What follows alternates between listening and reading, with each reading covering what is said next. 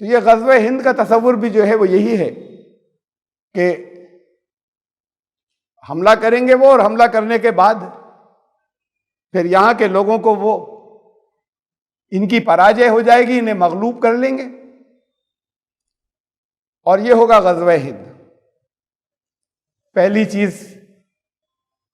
اس میں غور کرنے کی یہ ہے کہ جنگ کے لیے دو الفاظ استعمال ہوتے ہیں، دو ہیڈنگز ہیں، ایک غزوہ، ایک سریہ۔ غزوہ اس جنگ کو کہتے ہیں جس میں نبی اکرم صلی اللہ علیہ وسلم بنفس نفیس خود شریک ہوں، وہ غزوہ کہلاتا ہے۔ دوسری تمام جنگیں جس میں نبی اکرم صلی اللہ علیہ وسلم خود شریک نہیں ہے فزیکلی، وہ جنگیں سریہ کہلاتی ہیں، وہ غزوہ نہیں ہوتی۔ تو پھر غزوات تو سارے گزر گئے نبی اکرم صلی اللہ علیہ وسلم سے پہلے، اب بعد کو کیسے کوئی غزوہ ہوگا جس میں آپ کی شرکت ہوگی؟ چاہے جنگ نہ ہوئی ہو، نبی اکرم صلی اللہ علیہ وسلم نکلے ہوں فوج کے ساتھ میں، چاہے زیادہ تر ایسے ہی ہوا، 9 غزوات ہوئے ہیں کل، مورخین بتاتے ہیں، اور تقریباً 47 ایسے مارکوں کا نام آتا ہے جنہیں غزوہ کہا جاتا ہے، تو باقی دوسرے موقعوں پر جنگ نہیں ہوئی، واپس آ گئے۔ اس میں آخری تھا غزوہ تبوک، جنگ نہیں ہوئی، پڑاؤ ڈالے رکھا رومیوں کی سرحد پر، پھر واپس آ گئے۔ غزوہ کہلاتا ہے اس لیے کہ رسول اللہ صلی اللہ علیہ وسلم خود شریک تھے اور اس ارادے سے نکلے تھے کہ جنگ ہوگی تو جنگ ہوگی، وہ غزوہ تھا۔ اب نبی اکرم صلی اللہ علیہ وسلم کی حیات کے بعد، آپ کے دنیا سے تشریف لے جانے کے بعد غزوہ کیسے ہوگا کوئی؟ غزوہ ہند کے نام سے ہمیں حدیثیں ملتی ہیں، کچھ آدھی حدیثیں کہلاتی ہیں، بہت سی روایات ملتی ہیں حدیثوں کی کتابوں میں۔ اب یہاں جو یہ مکمل کرتے ہیں، یہ ایک ٹاپک بنا کر لاتے ہیں، جوابات یا تقریریں جو آتی ہیں غزوہ ہند کے نام سے، اس میں کئی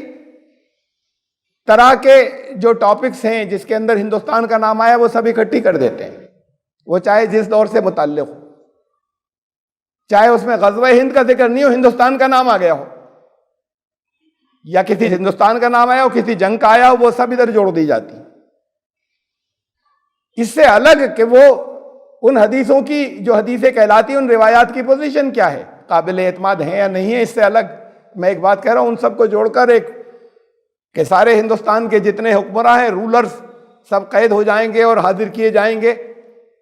ہیں اس طرح کی روایات، لیکن اور دوسرے سبجیکٹ میں ہیں کہ یہ غزوہ ہند کے تعلق سے نہیں ہے، اور ان کی حیثیت کیا ہے، صحیح ہے غلط، یہ تو ایک الگ موضوع ہے۔ غزوہ ہند کے تعلق سے ہمیں 5 روایات ملتی ہیں، اس میں ایک کو تو صحیح کہا جا سکتا ہے، امام البانی نے اس کی تصحیح کی ہے کہ یہ ٹھیک ہے، اور ایک اور کو شمار کیا جا سکتا ہے اس کیٹیگری کے اندر کہ اس روایت کے ساتھ ملا کر اس کو بھی ضعیف ہے لیکن لے لیا جائے،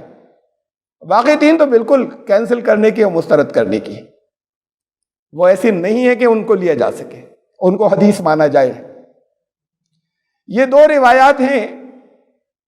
ایک جسے میں نے کہا کہ جو صحیح ہے، اور یہ دونوں روایات جو ہیں جن کا میں ذکر کر رہا ہوں یہ نسائی میں ہے، اور کتابوں میں بھی ہیں، چند بعض اور مجموعوں میں بھی۔ نسائی میں ایک باب ہے، باب غزوۃ الہند، اس میں یہ دونوں ہیں۔ حضرت ثوبان رضی اللہ تعالیٰ عنہ سے روایت ہے، اصابتان من امتی احرتہما من النار،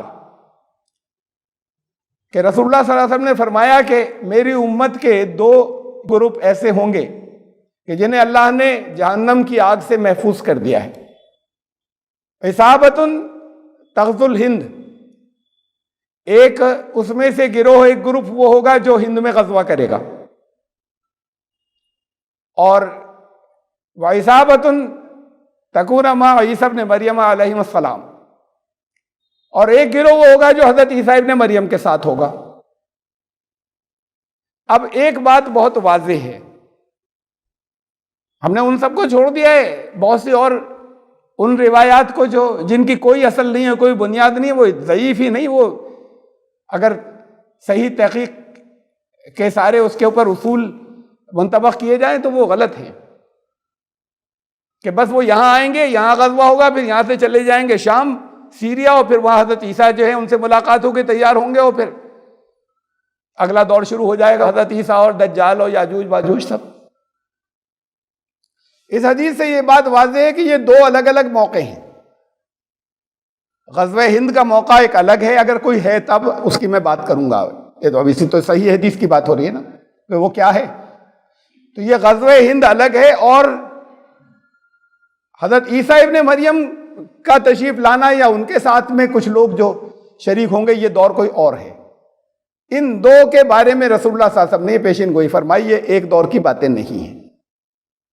ایک بات تو یہ طے ہے اور واضح ہے، اور ایک میں پہلے اشارہ کر چکا کہ رسول اللہ صلی اللہ علیہ وسلم کی شرکت ضروری ہے، تب وہ غزوہ ہوگا، ورنہ غزوہ نہیں ہوگا۔ ایک اور حدیث ابھی اس کے اوپر پھر اس کی تفصیل میں جاؤں گا بات کو۔ نسائی کی دوسری حدیث ہے حضرت ابو ہریرہ رضی اللہ تعالیٰ عنہ سے روایت، وعدنا رسول اللہ صلی اللہ علیہ وسلم غزوۃ الہند، رسول اللہ صلی اللہ علیہ وسلم نے ہم سے وعدہ فرمایا ہے غزوہ ہند کا، فَإِنْ أَدْرَكْتُ، اگر میں نے اس کو پایا، تو حضرت ابو ہریرہ نے کہا کہ تو میں اس کے اندر اپنا جان اور مال جو ہے وہ لگاؤں گا، خرچ کروں گا۔ میری جان گئی اس کے اندر تو کہا میں افضل الشہداء ہوں گا، اس کے اندر جو بھی لوگ جن کی بھی جانیں جائیں گی وہ افضل الشہداء ہوں گے غزوہ ہند میں، اور غزوہ بدر والے نہیں ہوں گے افضل الشہداء، یہ جو غزوہ ہند ہوگا اس میں جن لوگوں کی جانیں جائیں گی وہ افضل الشہداء ہوں گے۔ اور پھر آگے فرمایا کہ اگر میں واپس آ گیا بچ کر تو میں جہنم سے آزاد، انا ابو ہریرۃ المحرر، میں جہنم سے آزاد ابو ہریرہ ہوں گا، کہ جہنم کی آگ ان کے اوپر حرام ہو جائے گی جو لوگ اس میں شریک ہوئے اس شرکت سے۔ یہ دو روایات ہیں جس میں یہ دوسری بہت کمزور ہے، لیکن لیا جا سکتا ہے ساتھ میں۔ بات پھر اسے ہم دوبارہ لوٹ کر آتے ہیں کہ رسول اللہ صلی اللہ علیہ وسلم کی شرکت ضروری ہے۔ اب یہ بھی خیال ظاہر کیا گیا کہ ہو چکا غزوہ ہند، تو وہ محمد بن قاسم نے جب حملہ کیا تھا تو وہ غزوہ ہند تھا۔ محمد بن قاسم نے جس ایریے تک آئے اس کو عربی میں ہند نہیں کہتے، عرب اسے ہند نہیں کہتے تھے، عرب اسے سندھ کہتے تھے۔ اور پھر وہ بھی رسول اللہ صلی اللہ علیہ وسلم کے بعد تھا کہ نبی اکرم صلی اللہ علیہ وسلم کی شرکت ہو۔ سندھ کا علاقہ تھا، ہند نہیں تھا، اور رسول اللہ صلی اللہ علیہ وسلم کی شرکت تو اس میں بھی نہیں تھی۔ کچھ اور بھی خیال طرح طرح کے ظاہر کیے جاتے ہیں کہ جتنی بھی کبھی ہندوستان سے جنگیں ہوں گی وہ سب غزوہ ہند میں ہوں گی، کب ہوں گی کیسے ہوں گی بعض نے کہا یہ نہیں معلوم ہے۔ ایک معتدل رائے ملتی ہے کچھ جو میں نے دیکھی کچھ علماء کی، ذرا بیلنسڈ اور کافی قریب ہے حقیقت کے۔ انہوں نے کہا کہ یہ دعوت کی بات ہے اور تمام دنیا کو دعوت دینی ہے، کہ ہندوستان بھی ایک بڑا اہم پڑاؤ ہے، دعوت ساری دنیا کو دینی ہے، تو ہندوستان ایک بڑا اہم پڑاؤ ہے، وہاں پہ بھی کام کرنا ہے۔ اس میں کام کرنے کو غزوہ کہا گیا، اور اس پورے مرحلے کو، اس پورے حصے کو کہ جو دنیا میں کام کیا جائے گا غزوۃ الہند کہا گیا۔ بالکل ایکوریٹ بات نہیں ہے، کچھ کافی حقیقت سے اگر کچھ قریب پہنچے تو وہ پہنچے جنہوں نے یہ جواب دیا۔ اگر وہ حدیثیں ٹھیک ہیں، اور کم از کم اس میں سے ایک حدیث کے بارے میں تو تصحیح کی شیخ البانی نے، اور شیخ البانی کی تصحیح کی ہوئی یا انہوں نے جس کو صحیح کہا ہے اسے عام طور سے صحیح مانا جاتا ہے کہ صحیح ہی ہوگی۔ احادیث پہ بڑا کام کیا ہے انہوں نے، اور قریب کے دور کے بہت بڑے محقق تھے، بہت بڑے اسکالر حدیثوں کی۔ تو پھر رسول اللہ صلی اللہ علیہ وسلم کی شرکت تو بس ایک ہی طریقے سے ممکن ہے، وہ یہ کہ وہ جسمانی نہیں ہو، فزیکل نہیں ہو، فزیکل نہیں ہو، وہ ایلیگوریکل ہو، تمثیلی ہو۔ جسمانی شرکت تو نہیں ممکن ہے، ختم ہو گیا دور، غزوہ تبوک آخری تھا۔ اگر پھر وہ شرکت ایلیگوریکل ہے یا تمثیلی ہے تو پھر جنگ بھی ایلیگوریکل ہے. جنگ بھی سچ مچ ویسی جنگ نہیں ہے جو ہتھیاروں کی ہوتی ہے. جب رسول اللہ صلی اللہ علیہ وسلم کی شرکت ایلیگوریکل ہے,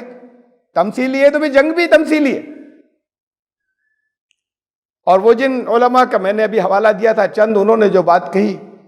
کہ, اور میں نے عرض کیا کہ وہ حقیقت کے کچھ قریب تک پہنچے, کہ یہ جنگ جو ہے یہ ہتھیاروں کی جنگ نہیں ہے, بلکہ یہ ہے جہاد ایک, اور یہ بڑا جہاد ہے. اور یہ ہے جہاد جس کے اندر بغیر ہتھیاروں کے محبت سے لوگوں کو سمجھا کر اسلام جو رحمت ہے اس کے اس پہلو کے ساتھ میں, بغیر کسی جبر کے ساتھ میں اسلام کی دعوت پیش کی جائے, یہ تو ہے جہاد. لیکن یہ بھی غزوہ ہند نہیں ہے, چاہے وہ ہندوستان کے لوگوں کو دی جائے. ہندوستان کے لوگوں کے لیے تو پہلے سے طے ہے مشیت الہی کے اندر, اصل میں پوری دنیا کے لیے طے ہے, لیکن اس سے قبل ہندوستان کے لوگوں کے لیے طے ہے کہ وہ بحیثیت مجموعی قوم کی حیثیت سے اسلام میں داخل ہوں گے. میں اس موضوع کو بہت مرتبہ بیان کر چکا ہوں, بہت تفصیل کے ساتھ میں, اور بہت مختصر یہاں پر میں رکھ دیتا ہوں. اس پر اگر کسی کے اشکالات ہو تو صرف یہیں پر فیصلہ نہیں کریں, ان تفصیلات کو دیکھ لیں جو میں نے الگ الگ جگہوں پر رکھی ہیں. قرآن شریف میں بہت سی ایسی آیات ہیں جہاں ایک قوم کے تبدیل ہو کر آنے کا تذکرہ ہے. قوم تبدیل ہوگی, اسلام قبول کرے گی. قوم اکٹھا, ایک بڑا گروہ, بہت سے افراد, جیسے مثال کے طور پر سورہ محمد کے آخر میں کہا, فرمایا کہ وَإِن تَتَوَلَّوْا, جب تم پیٹ پھیر چکے ہوگے, مشروط بھی ہے, تم نہیں رہو گے اس قابل, يَسْتَبْدِلْ قَوْمًا غَيْرَكُمْ, تو اللہ تبدیل کر کے ایک دوسری قوم کو لائے گا. یہ شرط موجود ہے دوسری جگہوں پہ بھی جہاں اس کا تذکرہ آیا ہے. یا ایھا الذین آمنوا من یرتد منکم عن دینہ, ایمان لانے والوں جب تم میں سے کوئی اپنے جو اصل نظام ہے جب اس سے پلٹ جائے گا تو ان قریب اللہ ایک قوم لائے گا. یہ اس کے ساتھ مشروط ہے. یہ حملہ کرنے والے پہلے اپنا نظام تو دیکھ, جو حملے کرنے کی بات سمجھتے ہیں, خوش ہوتے ہیں, وہ پہلے اپنے نظام پر تو غور کریں کہ پچھلے اتنے لمبے طویل عرصے کے اندر 73 ایئرس کے اندر کتنا اسلام وہاں پر آ گیا. لڑ رہے ہیں خطے زمین کے لیے, لڑ رہے ہیں کشمیر کے لیے, اسلام کے لیے کہاں.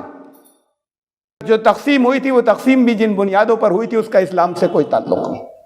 اسلام نے کبھی ایریا تقسیم نہیں کیا, علاقہ بانٹا نہیں کہ اب ہمیں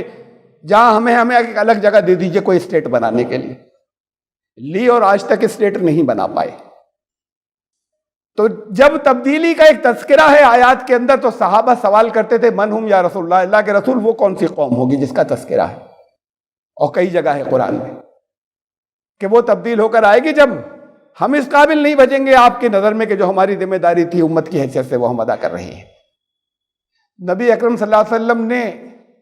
بہت سے موقعوں پر اس سوال کا جواب دیا, بہت سے موقعوں میں الگ الگ الفاظ میں یہ سوال کیا گیا,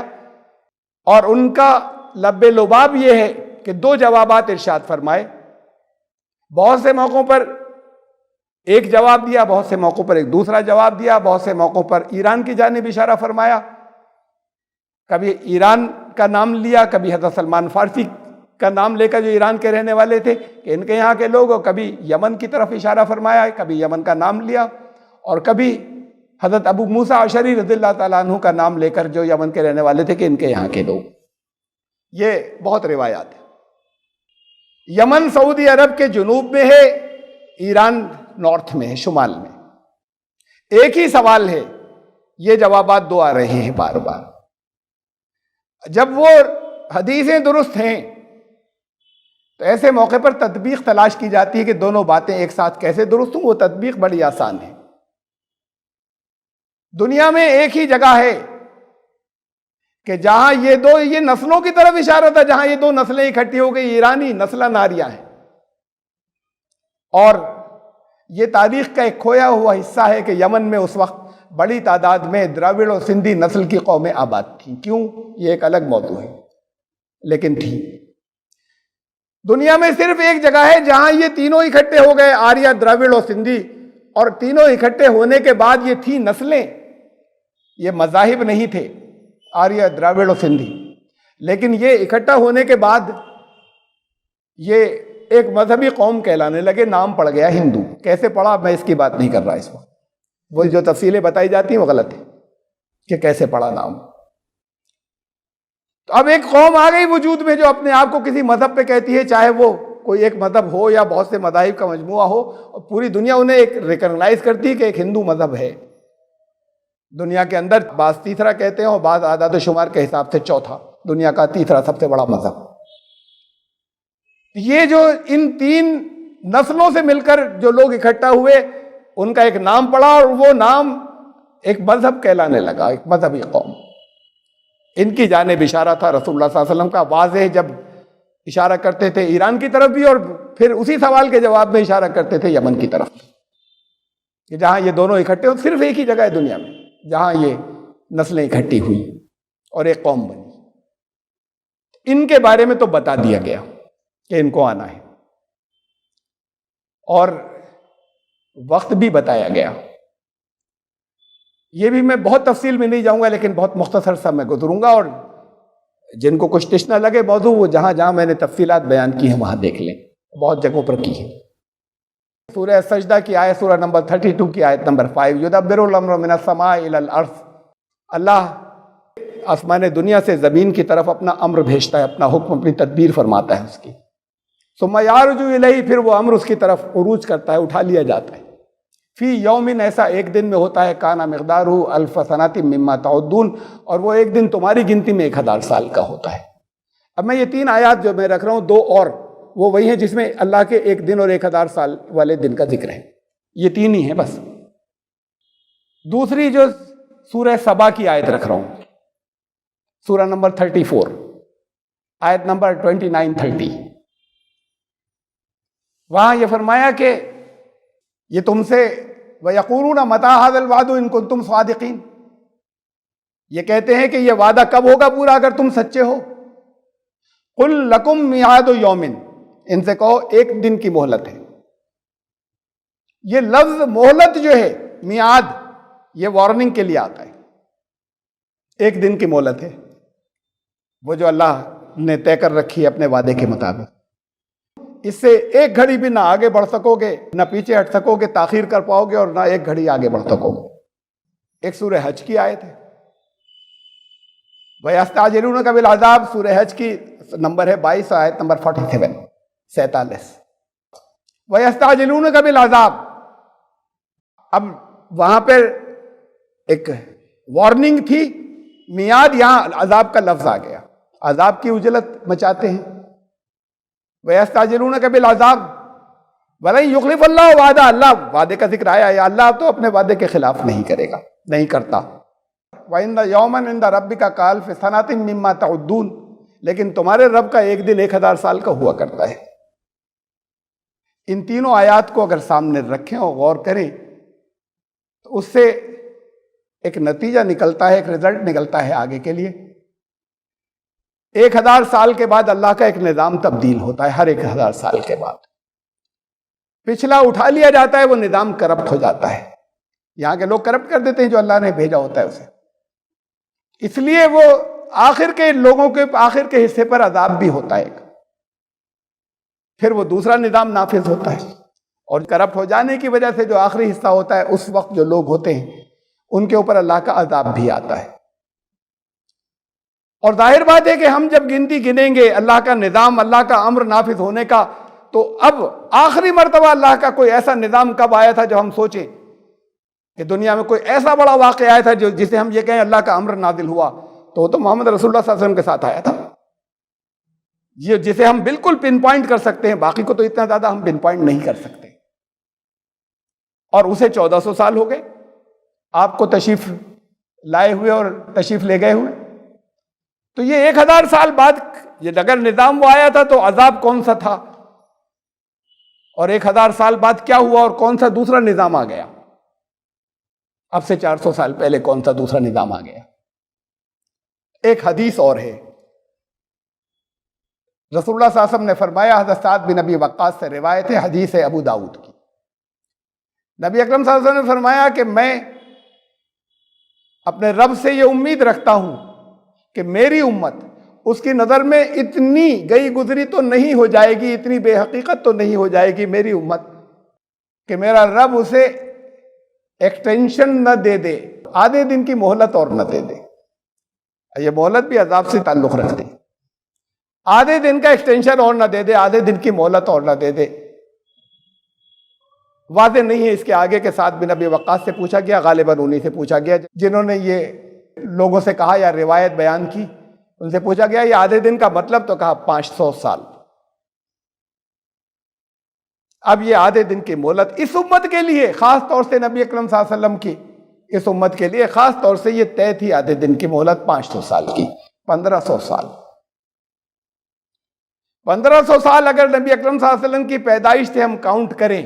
تو 2026 میں پورے ہو رہے ہیں، جہاں آخر کے حصے میں ایک عذاب اور ایک نیا نظام، ایک قوم کی تبدیلی، اور پچھلے لوگوں پر ایک عذاب کی کیفیت ہے جو بڑھتی چلی جا رہی ہے۔ اور اگر اس کی کاؤنٹنگ ہم کریں نبی اکرم صلی اللہ علیہ وسلم پر وحی کے نزول سے 1500 سال کی، تو وہ 40 سال اور آگے جائے گا۔ تو اس قوم کے داخل ہونے، ایک نئی قوم کے آنے کا وقت بھی طے تھا، مقرر تھا، 40 سال بعد، یا تو 2026 میں یا اس کے 40 سال بعد، 1500 سال بعد رسول اللہ صلی اللہ علیہ وسلم کے 1000 سال بعد ہونا تھا، اور اس میں 500 سال کا ایکسٹینشن تھا۔ اس قوم کو تو آنا ہے، اب جس قوم کو آنا ہے اس کے لیے اللہ کے کچھ منصوبے ہیں، ان کے اخلاق کی تعمیر چل رہی ہے، نظر نہیں آ رہے، کروڑوں ہیں بہت بڑی تعداد کے اندر جو بہت اچھے اخلاق کے ہیں، مختلف گروپ، ان کی توحید نہیں آئی، نہیں سمجھا اسلام کو، شرک پر ہیں، لیکن اخلاق ان کے بلند ہوتے چلے جا رہے ہیں، نظر نہیں آتے، وہ اپنے آپ کو ایسرٹ نہیں کرتے، نظر کچھ دوسرے لوگ آتے ہیں، بڑھ رہی بڑی تیزی سے ان کی تعداد اس وقت کروڑوں ہیں۔ جس قوم کے لیے اللہ کا منصوبہ تھا اسے امپورٹنٹ بنانا شروع کر دیا، دنیا میں اس کی امیج ایک بڑے ملک کی، ایک طاقتور ملک کی حیثیت سے ابھری، جو اکنامکلی اور پولیٹیکلی دونوں طریقے سے دنیا کے سب سے آگے کے ملکوں میں سے یہ پہلے سے بنا دیا، اور تربیت کا نظام بھی چلا دیا۔ پھر وہ تبدیلی ہوگی جب، تو اس کے بعد وہ لوگ ہوں گے جو تربیت یافتہ ہوں گے، جب دین میں آئیں گے وہ پھر پیٹھ نہیں پھیریں گے، ثم لا یکونوا امثالکم، وہ تمہاری طرح واپس پیٹھ نہیں پھیریں گے، یہ ہوں گے جو باقی تمام دنیا کو پھر لے کر جائیں گے، تمام دنیا کے پاس پہنچیں گے، جب طاقت کے ساتھ میں پہنچیں گے، یعنی طاقت کے ساتھ کا مطلب حملہ نہیں کریں گے، ہتھیاروں کا حملہ نہیں ہوگا، لیکن کوئی اپنی فکر کو اگر لے کر جاتا ہے، وہ جس کی دنیا میں عزت ہو تو لوگ اس کی فکر کو اہمیت دیتے ہیں، اور کوئی بہت ہی کمزور گرا پڑا بدحال ملک اگر طرح طرح کی اپنے فلسفے دیتا رہے، کوئی سنتا بھی نہیں۔ آپ جانتے ہیں کہ ایک شخص اگر جب اسلام کو سمجھ کر اسلام کو قبول کرتا ہے تو وہ ہزاروں دوسرے اور جو ٹریڈیشنل مسلمان ہیں ان سے کتنا اونچا اور اعلیٰ درجے کا اس کا اسلام ہوتا ہے۔ اور جہاں 1 ارب ہو، قوم کی بات ہے نا، جہاں 1 ارب کی تعداد ہو، ہلا دیں گے دنیا کو، ان کا جذبہ ہوگا کہ پہنچے تمام دنیا میں، تو پھر یہ کہہ رکھا ہے قرآن نے، وہ اس شکل میں پورا ہوگا جو قرآن نے کہہ رکھا ہے، هو الذی ارسل رسولہ بالہدی ودین الحق لیظہرہ علی الدین کلہ، وہی ہے جس نے دین حق اور ہدایت کے ساتھ میں اپنے رسول کو بھیجا، وہی اللہ، لیظہرہ علی الدین کلہ، تاکہ اس دین کو باقی سب پر غالب کر دے۔ یہ ایسے ہوگا، طاقت کے ساتھ میں کسی کو اپنا دھرم بدلنے کی اسلام اجازت نہیں دیتا، طاقت کے استعمال کی اجازت نہیں دیتا، یہ موضوع بھی بہت دفعہ لے چکا ہوں، بہت سختی سے ممانعت ہے سب جگہ، مذہب دین اپنا بدلنے کے لیے، فکر بدلنے کے لیے طاقت استعمال نہیں کی جا سکتی۔ ایون اسلامی نظام کے اندر بھی وہ لوگ جو اپنے آپ کو مسلمان کہتے ہوں، ان پر طاقت فورس نہیں استعمال کی جا سکتی کہ نماز پڑھو جاؤ مسجد میں اور ڈنڈے مار کے انہیں مسجد میں بھیج دیا جائے، اللہ سوال کرے گا، حساب لے گا،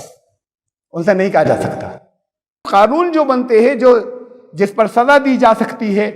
جو پینل کوڈ میں آتے ہیں جو لاز، وہ ہوتے ہیں جن سے دوسرے متاثر ہو رہے ہیں، سماج اور سوسائٹی کہیں متاثر ہو رہی ہے، وہاں پہ سزا رکھی جاتی ہے، اور کسی نے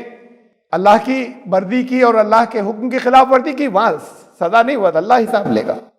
یہاں آزادی اس نے دی ہے کہ چاہو تو مانو، چاہو تو مت مانو، آپ زبردستی نہیں کر سکتے، اجازت نہیں ہے زبردستی کرنے کی۔ تو یہ ہے کہ جب یہ نکلیں گے اور تمام دنیا کے سامنے لے کر جائیں گے تو تمام دنیا آئے گی، اور یہ حدیثوں میں بتایا گیا ہے، احادیث کے اندر کہ کوئی خیمہ ایسا نہیں ہوگا، ٹینٹ ایسا نہیں ہوگا جہاں اسلام داخل نہیں ہوگا۔ تو یہ ابھریں گے یہاں سے، یہ نکل کر جائیں گے، یہ ہوگا غزوہ، اس میں ہوگی روحانی شرکت رسول اللہ صلی اللہ علیہ وسلم کی۔ ابھی غزوے سے سمجھ رہے ہیں اس پر ہم ہندوستان پہ حملہ کر دیں گے، ہندوستان حملہ کرے گا پوری دنیا پہ، لیکن وہ حملہ محبت کا ہوگا، وہ حملہ دعوت کا ہوگا، وہ حملہ سمجھانے کا ہوگا، وہ حملہ کوئی ہتھیاروں کی جنگ کا نہیں ہوگا۔ وہ ہے غزوہ، اور وہ ہے غزوہ ہند۔ ذہن میں یہ ہے نا، ہندوستان پہ حملہ ہوگا، ہندوستان بھی تو حملہ کر سکتا ہے غزوہ ہند، لیکن وہ جو حملہ کرے گا تو اس وقت وہ لوگ ہدایت پر ہوں گے، ایمان والے لوگ ہوں گے، بڑے جذبے کے ہوں گے، تمام دنیا میں دین لے کر جانے والے لوگ ہوں گے۔ غزوہ ہند کی یہ حقیقت ہے،